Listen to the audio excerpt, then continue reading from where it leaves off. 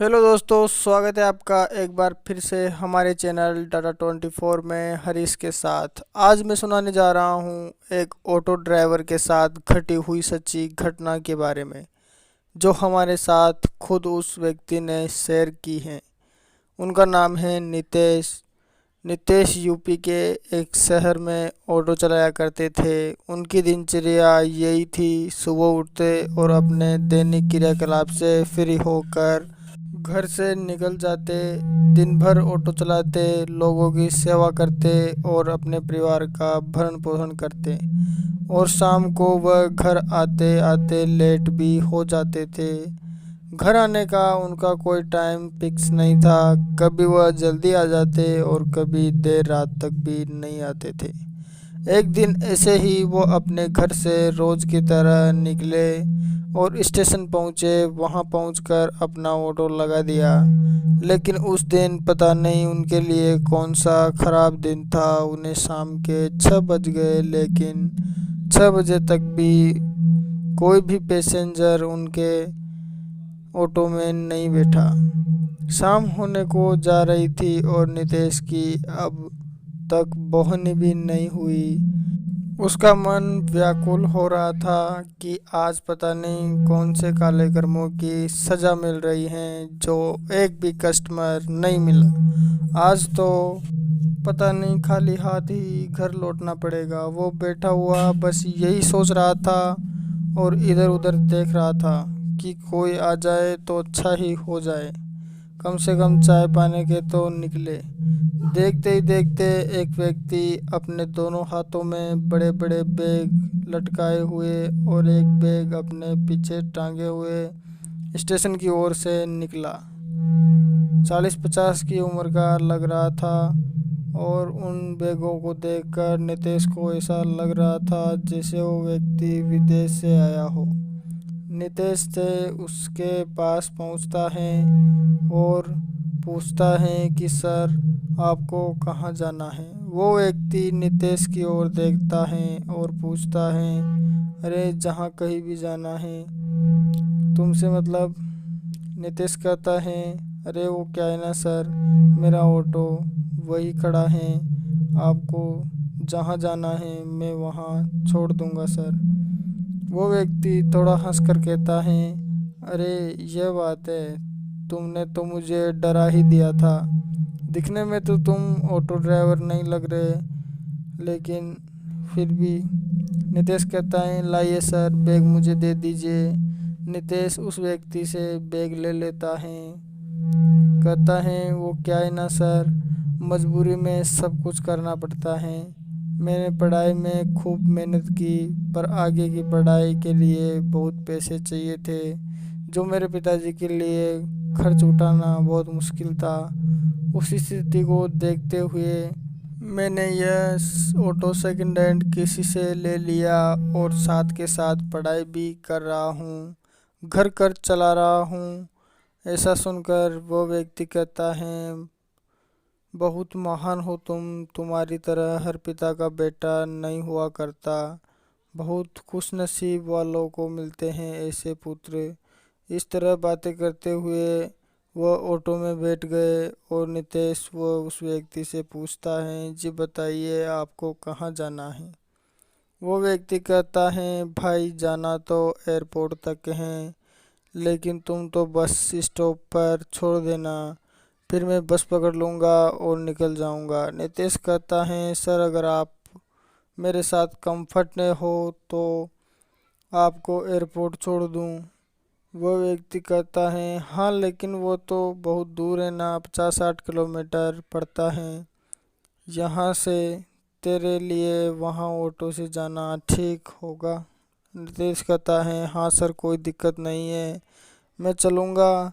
वो व्यक्ति कहता है, यार तेरे चक्कर में मेरी कई फ्लाइट मिस हो गई तो। नितेश कहता है, अरे कुछ नहीं होगा सर, मैं छोड़ दूँगा आपको बस से पहले।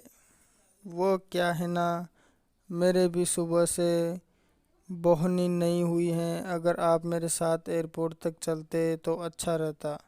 वो व्यक्ति कहता है, चलो ठीक है लेकिन जल्दी करो। नितेश कहता है, अरे सर पहुंच गए बस। इस तरह वह बातें करते हुए थोड़ी देर बाद एयरपोर्ट पहुंच जाते हैं। वो व्यक्ति नितेश के लिए पैसे दे देता है और नितेश चाय पी रहा था, सोच रहा था कोई वापस जाने वाली सवारी मिल जाए तो चले। नितेश को सवारी की राह देखते हुए रात के 9 बज चुके थे। थोड़ी देर बाद वो घर जाने की सोच ही नहीं लगा कि सवारी तो नहीं मिली, कोई बात नहीं, यह हमारे किस्मत के ऊपर है, लेकिन अब हमें घर चलना चाहिए। और वो ऑटो स्टार्ट करता है और वहाँ से रवाना हो जाता है। लगभग अभी 15-16 किलोमीटर ही चला होगा कि सामने एक महिला अपने 7-8 साल के बच्चे के साथ अपना बैग लिए पैदल ही जा रही थी। वह नितेश के ऑटो की तरफ रुकने के लिए इशारा करती है। नितेश उसके पास जाकर ऑटो रोक देता है और उससे पूछता है, कहाँ जाना है आंटी। आंटी घूंघट लिए हुए थी। वह घूंघट की आड़ में ही बोलती हैं, भैया यही थोड़ा आगे मेरा घर है, 15-20 किलोमीटर आगे, मुझे वहाँ चलना है। नितेश कहता है, 30 रुपये लगेंगे आंटी। वो कहती हैं, ठीक है भैया, मैं दे दूंगी। नितेश कहता है, आइए बैठिए। वो महिला बैठ जाती हैं अपने बच्चे को लेकर। उसका बच्चा इतनी ठंड में भी बनियान में ही था। नितेश ने पूछा, आंटी इतनी ठंड पड़ रही है, आपने तो अच्छे से ओढ़ पहन रखे हैं, यह आपका ही बेटा है ना? वो महिला कहती है, हाँ कोई शक? नितेश कहता है, फिर इसे ठंड नहीं लगती? लेकिन नितेश के इतना कहने पर भी उस महिला के पास कोई जवाब नहीं था। वह एकदम चुप हो गई। नितेश ने भी अब उसका इस चुप्पी को देखते हुए बोलना बंद कर दिया था। थोड़े आगे चलने पर वह लड़का कहता है, मम्मी सुसु जाना है। नितेश ऑटो रोक देता है, ठीक है चलो चले जाओ। वो लड़का ऑटो से उतरता है और सुसु करता है, वापिस ऑटो में बैठ जाता है। वो महिला कहती है, चलिए भैया। नितेश के जैसे ही ऑटो का गियर डालता है और आगे बढ़ाने के लिए एक्सीलरेटर देता है, ऑटो बंद हो जाता है। फिर दोबारा सेल्फ मारता है, स्टार्ट होता है। गियर डालकर एक्सीलरेटर दबाते ही ऑटो बंद हो जाता है। ऐसा बार बार हो रहा था। नितेश को कुछ समझ नहीं आ रहा था, साला ऑटो में प्रॉब्लम क्या है। वो महिला कहती है, क्या हुआ भैया? नितेश गुस्से में आकर कहता है, आपको दिखता नहीं है यह आगे ही नहीं बढ़ रहा, पता नहीं क्या हो गया इसमें। फिर वो महिला विनम्रता पूर्वक कहती है, तो भैया हमारे ऊपर क्यों गुस्सा कर रहे हो, हमने थोड़ी किया है आपका ऑटो ख़राब। नितेश थोड़ा अपने आप को कंट्रोल करके कहता है, माफ़ कीजिएगा, लेकिन मेरे ही कुछ समझ नहीं आ रहा, मैं क्या करूं। वह महिला फिर विनम्रतापूर्वक बोली, जी मैं धक्का मार देती हूँ अगर धक्के से स्टार्ट हो जाए तो। नितेश, अरे नहीं नहीं, ऐसी कोई बात नहीं है, मैं देखता हूँ प्रॉब्लम क्या है। इसमें नितेश अपने ऑटो को देखने लगता है कि आखिर प्रॉब्लम क्या है। इसमें वो बच्चा अपनी माँ से कहता है, माँ मुझे ठंड लग रही है। नितेश को उस बच्चे पर दया आ जाती है। नितेश अपने आसपास की लकड़ियाँ इकट्ठा करता है और उन्हें जला देता है और वह महिला को आवाज़ लगाता है, आप अपने बच्चे को लेकर आग के पास बैठ जाइए ताकि इससे ठंड ना लगे, मैं देखता हूँ ऑटो को क्या हुआ है। वो महिला ऑटो से उतरकर उस आग की तरफ तो नहीं गई, लेकिन आग के विपरीत दिशा में भागने लगी और चिल्लाने लगी, डरावनी आवाज़ें निकालने लगी। नितेश को समझ नहीं आ रहा था ये हो क्या रहा है, लेकिन उसने सोचा आग जलाने से कम मेरी जान तो बच गई।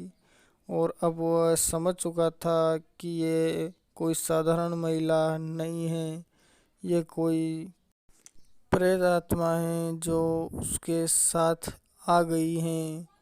और उसे अब अफसोस हो रहा था कि उसने उसे भला बुरा कहा था, कहीं वो गुस्से में आकर मेरे साथ गलत कर देती तो।